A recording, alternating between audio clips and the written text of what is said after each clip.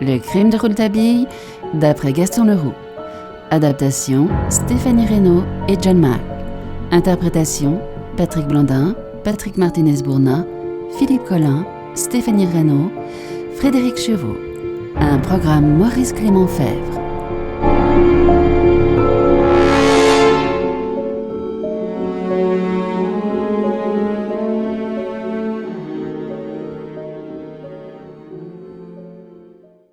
Voilà ce que tu vas faire. Tu vas sortir encore une machine à coudre de sa caisse et tu la replaceras dans le tas de celles qui ne sont pas encore prêtes à être emballées. Puis, tu fourreras le cadavre de Lasker dans la caisse. Il s'évadera avec nous. Compris. À tout à l'heure. Minute. Ne t'en vas pas sans me dire où tu as mis les uniformes de pompiers et les casquettes. Là, dans le coffre à bois. Va.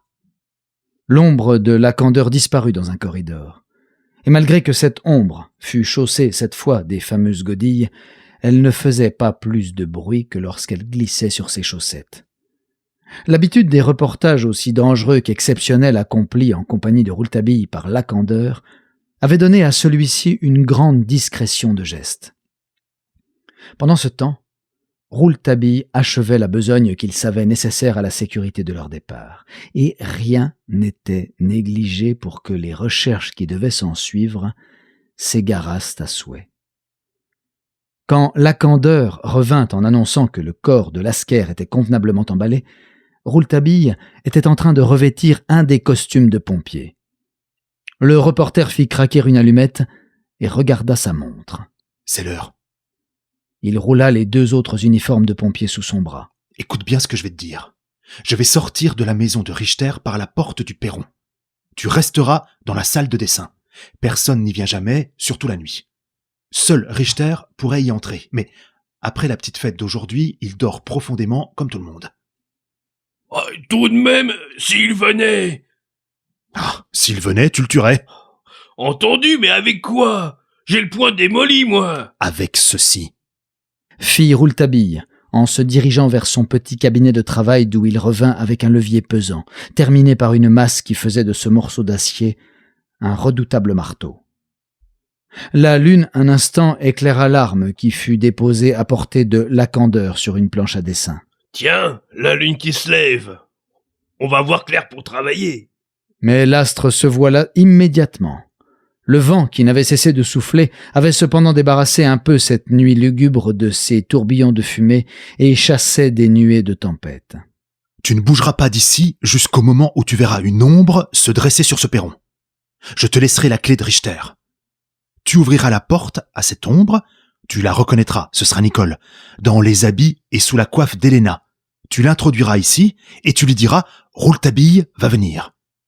Et c'est tout, tu entends ? Pas de bruit, pas de bavardage inutile. Vous n'avez pas autre chose à vous raconter. Si elle te questionne, tu ne lui répondras pas, compris ? Compris. Mais si elle vient pas.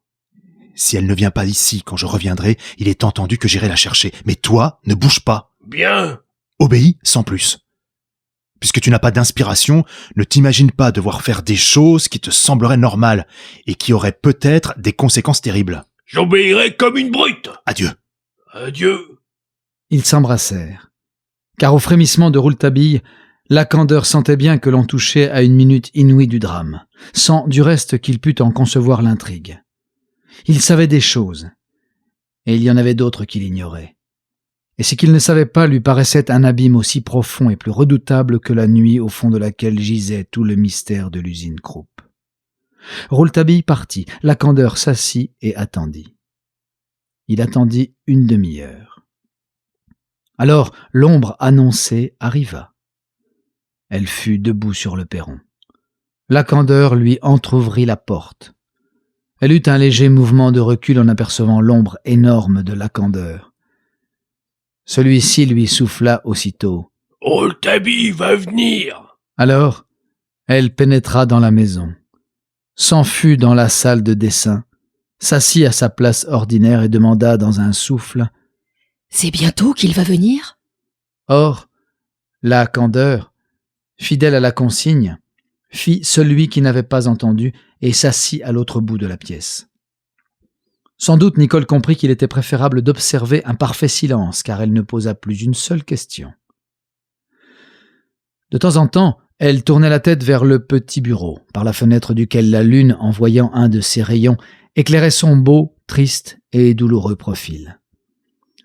Quelques soupirs où vivait l'angoisse de son âme agitée lui échappèrent. Enfin, Rouletabille, à son tour, apparut sur le perron. Il n'était pas seul. Il avait avec lui 2 autres pompiers. Tous 3 furent rapidement dans la salle de dessin. Les 2 autres étaient Serge Kanievski et Fulbert. Dieu soit loué, mademoiselle, puisque vous êtes là. Nous n'avons plus une seconde à perdre, et quelques minutes de retard de votre part auraient pu tout compromettre. Comme il prononçait ces dernières paroles, un coup d'œil jeté par la vitre du petit cabinet lui fit apercevoir certaines ombres inquiétantes qui s'avançaient dans le quartier, généralement désert à cette heure.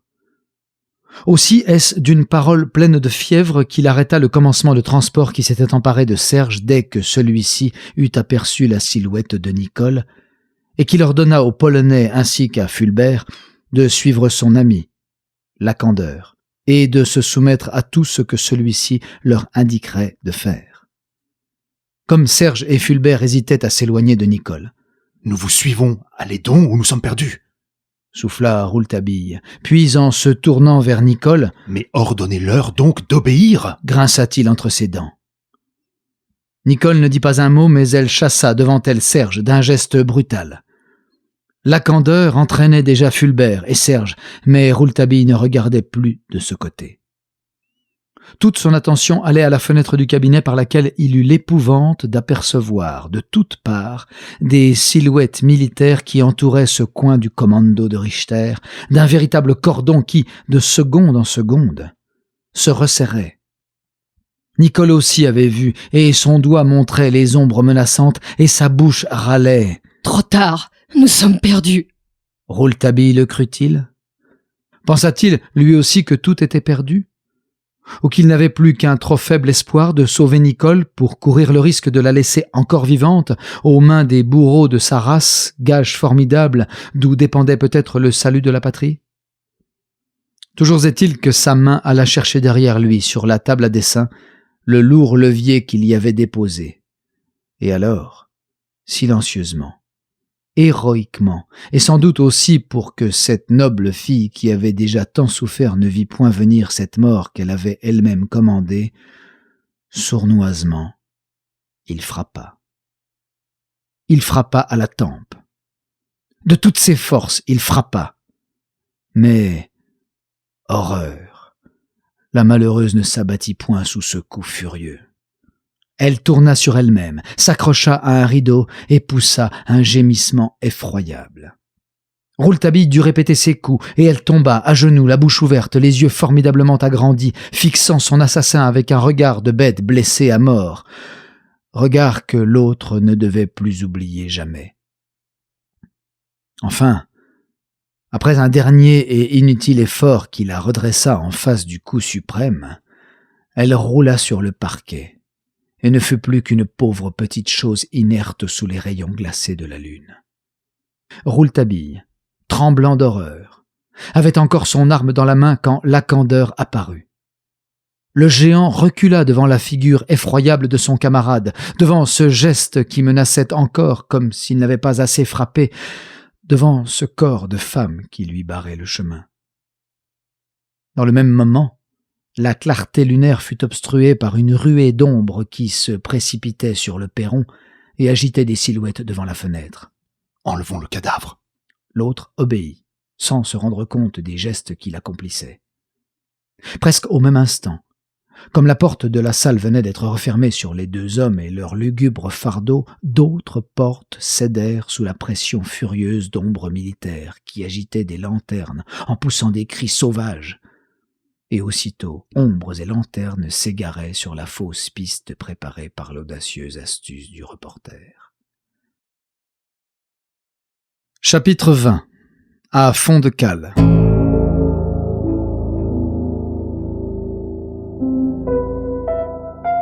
Le Wesel, cargo qui fait le transport des marchandises entre Duisbourg et la Hollande, est encore à quai, mais se tient prêt à remonter le Rhin.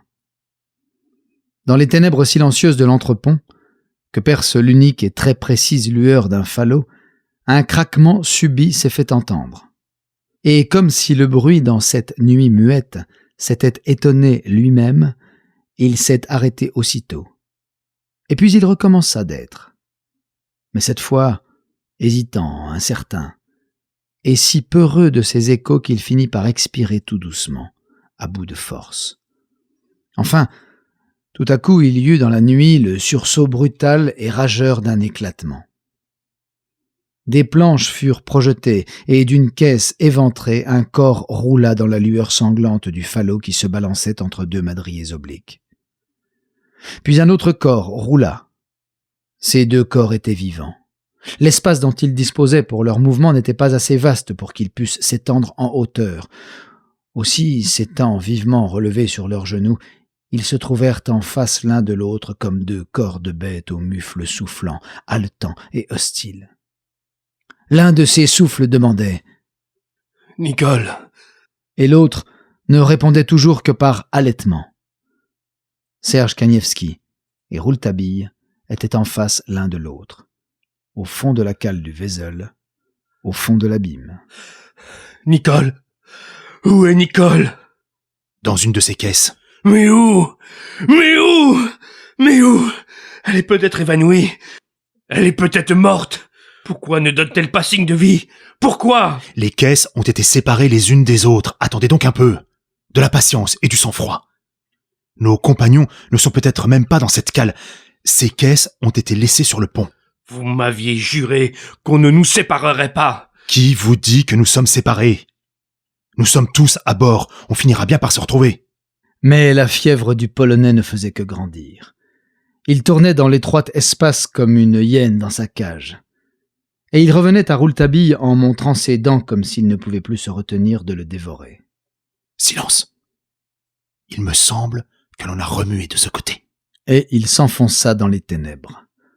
On entendit au fond de la nuit sa voix prudente qui appelait Lacandeur et Fulbert. Le Polonais l'eut bientôt rejoint. « Pourquoi donc n'appelles-tu pas Nicole ? Nicole ! Nicole !» Mais le silence seul répondit à ces appels désespérés. « Elle est morte. Sans quoi elle eût entendu déjà ma voix. J'avais raison de ne pas vouloir me laisser enfermer dans cette caisse sans elle. Mais si elle est morte, je vous tuerai tous. Tous ! Tous ! Vous ferez ce que vous voudrez. Moi, j'ai fait ce que j'ai pu. Dis-moi donc que tu l'as sauvée, si tu ne veux pas mourir sur le champ. » Et le Polonais, qui paraissait au bout de sa raison, accula Rouletabille dans un coin comme s'il voulait les réduire en miettes. Rouletabille repoussa le mufle de l'homme qui lui envoyait son souffle de feu dans la figure, ce qui ne fit que redoubler la rage de l'autre. « Ah ! Dis-moi donc qu'elle est sauvée.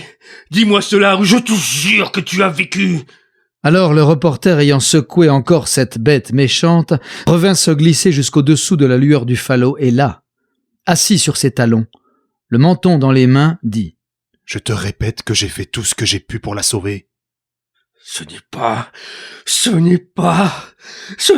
que tu m'as promis. Si tu tiens à ta peau, il faut me faire voir Nicole. Je ne tiens pas à ma peau, mais tu verras, Nicole. Ah, si elle était sauvée, tu ne me parlerais pas ainsi. Elle est morte. Elle est morte. Misère de ma vie. Elle est morte et nous sommes vivants. » Rouletabille, cette fois, ne répondit pas.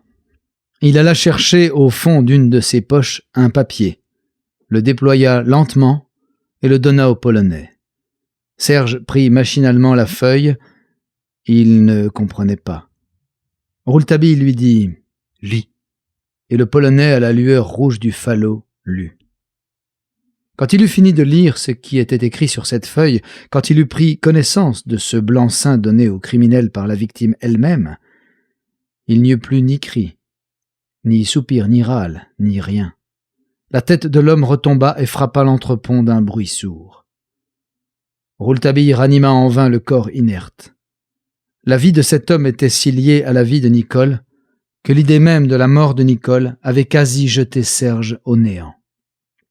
Pour l'en faire sortir, il ne fallut rien moins que l'eau glacée d'une bouteille que le reporter alla chercher dans sa caisse, et surtout que cet imprévu dictame glissé dans l'oreille.